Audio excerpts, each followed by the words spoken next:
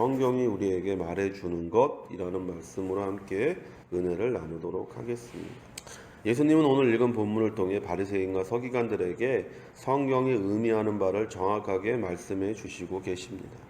그 당시의 사람들이 성경을 얼마나 열심히 읽었어요. 그들은 창세기부터 최소한 신명기까지 달달달 외우던 사람들이에요. 우리가 제자들을 보면 사람들이 제자들이 무식하고 못 배운 사람들이라고 착각하지만 최소한 그들이 가진 성경의 지식을 보면 그들이 우리보다 훨씬 월등하게 많은 것을 알고 있다는 것을 우리가 알 수가 있지요. 무식하다라는 것은 바리새인들 입장에서 그들이 무식한 거지 우리의 관점에서 그들이 무식한 게 아니에요. 사람들은 착각해요.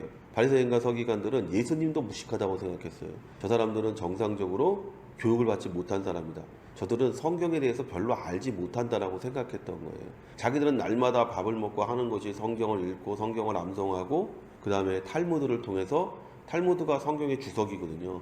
그 성경의 주석을 날마다 읽고 그 랍비들이 토론한 내용이 탈무드에 있는 거잖아요. 그 말씀을 토론한 것들을 읽으면서 거기서 자신들이 그 말씀을 깊이 있게 더 자기들이 알아간다라고 생각을 했던 것이죠.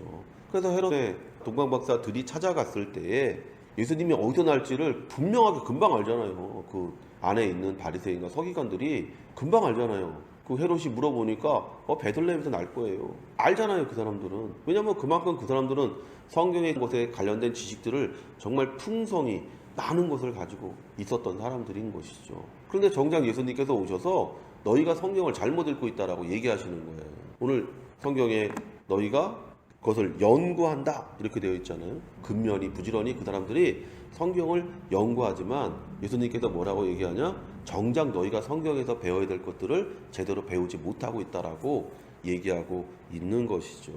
바리새인과 서기관들은 성경에 관해 누구보다 정확하고 분명한 지식을 갖고 다른 사람들에게 성경을 가르치는 사람들이었어요. 그러나 예수님은 그들이 근본적으로 성경에 대해 잘 알지 못하고 연구하고 있다고 말씀하고 있습니다. 정말 배워야 될 것, 정말 익혀야 될 것들을 너희가 성경을 통해서 익히는 것이 아니라는 것이죠. 오늘날도 많은 사람들이 성경을 부지런히 읽지만 그 성경을 통해서 배워야 되는 것, 그 성경이 우리에게 지시하는 것을 우리가 자꾸 놓친다라는 것을 우리가 말할 수가 있는 것이죠. 아브라함은요, 갈 바를 알지 못했지만 아무 데나 간 게 아니에요. 하나님께서 지시하신 곳을 향해 가는 거예요. 지금 당장은 내가 갈 바를 알지 못했지만 그러나 하나님께서 요만큼 가라 그러면 요만큼 간 거고 저만큼 가라 그러면 저만큼 간 거예요. 그리고 마침내 그들이 목적지에 이르게 되는 것을 보는 것이죠. 성경을 우리가 많이 읽지만 그 성경이 우리에게 가리키는 것, 정확하게 가리키는 것을 깨닫지 못하면 성경을 읽는 것이 우리가 바리새인과 서기관처럼 헛되게 된다는 것이죠. 예수님께서는 오늘날도 우리에게 똑같은 것을 말씀하고 계신 거예요. 정말 너희가 성경을 읽는다면 이거를 중점적으로 해서 읽어라 라고 말씀하고 계시는 것이죠. 성경의 정확한 목적이 무엇일까요? 첫째로 성경은 영생을 우리에게 주기 위해 쓰여진 책입니다. 그렇잖아요. 오늘 예수님께서 바리새인과 서기관들이 너희가 영생을 얻기 위해서 성경을 연구한다 이렇게 얘기하셨어요. 근데 예수님께서 그거 잘못됐다 이렇게 얘기하지 않았어요. 맞다는 거예요. 맞는데 너희가 그 영생을 얻는 방법이 무엇인지 너희가 잘못되어져 있다라고 말하는 것을 우리가 보게 되는 것이죠. 성경을 읽는 이유는 많습니다. 디모데후서 3장 16절에서 17절에 모든 성경은 하나님의 감동으로 된 것으로 교훈과 책망과 바르게 함과 의로 교육하기에 유익하니 이는 하나님의 사람으로 온전하게 하며 모든 선한 일을 행할 능력을 갖추게 하려 함이라. 첫째가 교훈이에요. 우리가 성경을 읽으면서 교훈을 얻죠. 아, 이렇게 살아야 되겠구나. 이렇게 하는 것이 옳은 것이구나.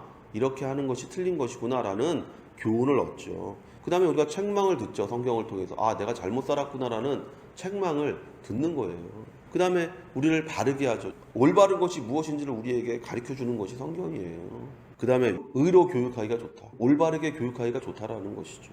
그리고 하나님의 사람으로 온전하게 한다. 성경은 우리를 온전하게 만들어요. 그리고 모든 그 온전하게 된 사람에게 선한 일을 한 능력을 주는 것도 성경의 말씀이라고 바울은 우리에게 말하고 있습니다. 성경을 통해 우리는 인생을 살아가는 데 있어 배워야 할 모든 것들을 배울 수가 있는 거예요. 성경에서의 배움을 통해 우리는 하나님의 사람으로서 이 땅에서 어떻게 하나님을 나타내고 드러낼 것인가를 진정으로 알게 되는 거예요.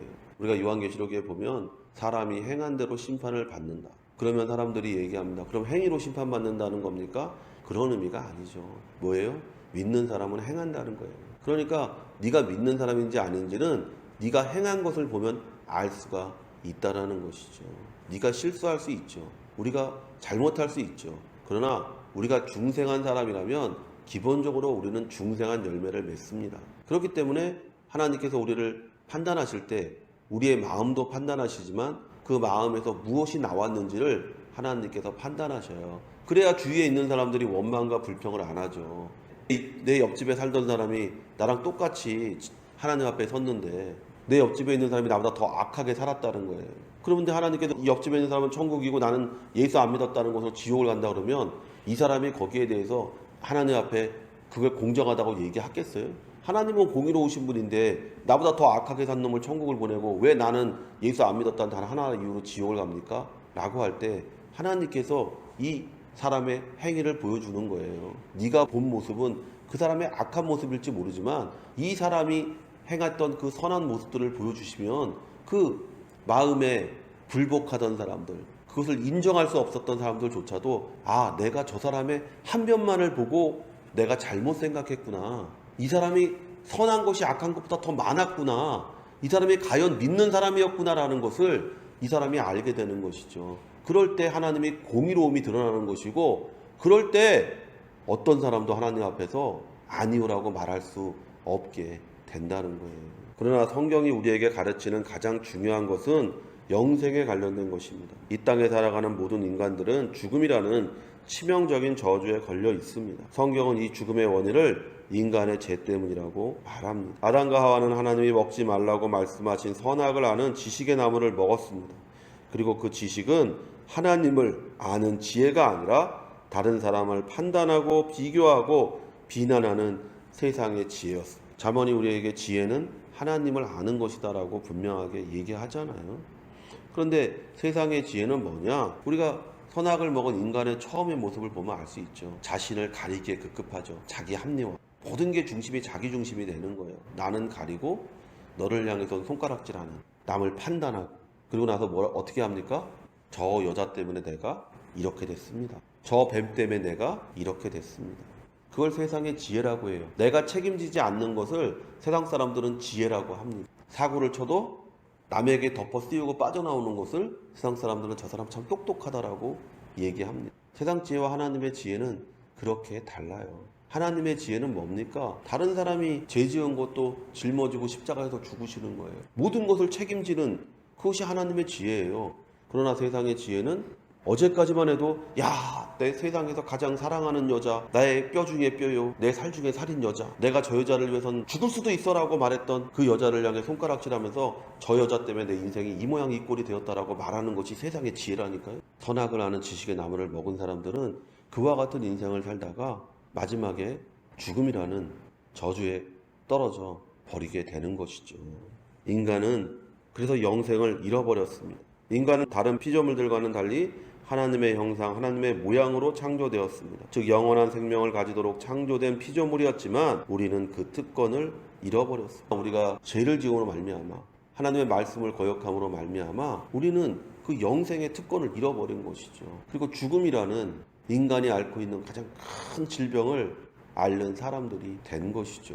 성경은 우리에게 영생을 어떻게 얻는지 말해주는 책입니다. 즉 인간의 죄와 인간의 삶의 모든 문제를 다루고 있는 책이에요. 바리새인과 서기관들은 자신들의 율법을 통해 이 영생을 얻을 수 있다고 믿었습니다. 그들은 예수님이 필요 없었습니다. 오늘날도 행위로 구원을 얻는다고 주장하는 모든 종교에서 예수님은 필요치 않습니다. 내가 무엇인가를 할 수 있다라고 말하는 종교에는 예수님은 필요가 없어요. 교회도 마찬가지. 무엇을 해서 구원받는다라고 주장하는 사람들에게 예수님은 필요가 없습니다. 예수 믿고 무엇을 해야 된다라고 말하는 사람들에게는 예수님은 필요가 없어요. 그들은 그들의 힘으로, 그들의 능력으로, 그들의 행함으로 그들이 원하는 영생을 얻을 수 있다고 믿습니다. 그래서 바리새인과 서기관들이 왜 열심히 성경을 상고했냐? 바로 그거예요. 근데 열심히 상고해도 얻지를 못하잖아요. 우리가 요한복음 3장에 보면 니고데모가 그런 사람 아닙니까? 바리새인이요, 산헤드린의 의원이요, 이스라엘의 선생이라고 예수님께서 말씀하셨는데 그 사람이 성경을 얼마나 많이 상고하고 연구했겠어요. 그런데도 그 사람은 영생에 확신이 없었어요. 그래서 예수님을 찾아와서 예수님에게 단도직입적으로 묻는 질문이 그거잖아요. 사람이 어떻게 하면 영생을 얻습니까? 여전히 바리새인적인 질문을 하잖아요. 내가 도대체 어떻게 하면 여기서 뭘 더해야 내가 영생을 얻을까요? 예수님께 묻는 거잖아요. 근데 예수님께서 뭐라고 얘기합니까? 네가 뭘 더해야 되는 거 아니야. 너는 그냥 거듭나야 돼. 사람이 어떻게 거듭났나요? 엄마 뱃속에 들어갔다가 어떻게 다시 나오나요? 도저히 할 수 없잖아요. 사람으로는. 거기에 정답이 있는 거예요. 사람으로는 할 수 없어요. 예수님께서 말씀하잖아요. 사람으로 할 수 없다고. 오직 하나님만 하실 수 있는 거예요.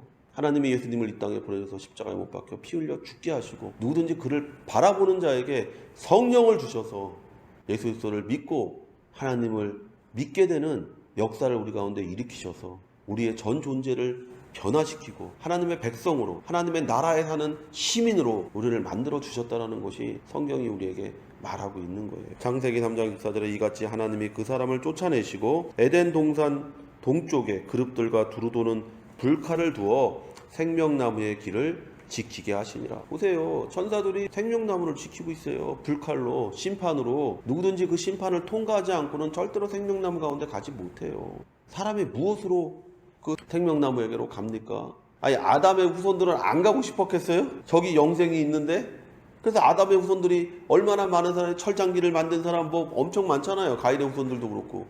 뭐 그 사람들이 단합해서 한번 쳐들어간다고 해서 그 생명나무의 길이 열릴까요? 안 열려요. 열릴 수가 없는 거예요. 그 길을 여신 분은 바로 예수 그리스도예요. 왜냐하면 예수 그리스도께서 그 심판의 불칼을 다 맞으셨어요. 그리고 우리에게 그 생명나무를 향해 가는 길을 우리에게 열어주셨어요. 그래서 누구든지 예수 믿으면 자유롭게 그 생명가를 따먹을 수 있는 것이고 그래서 영생을 누리는 거예요. 그래서 요한복음이 계속해서 우리에게 말씀하시잖아요. 내가 너희에게 영생을 주려고 왔다. 그래서 요한복음 3장 16절이 하나님이 세상을 이처럼 사랑하사 독생자를 주셨으니 이는 저를 믿는 자마다 멸망치 않고 영생을 얻게 하려 하심이니라.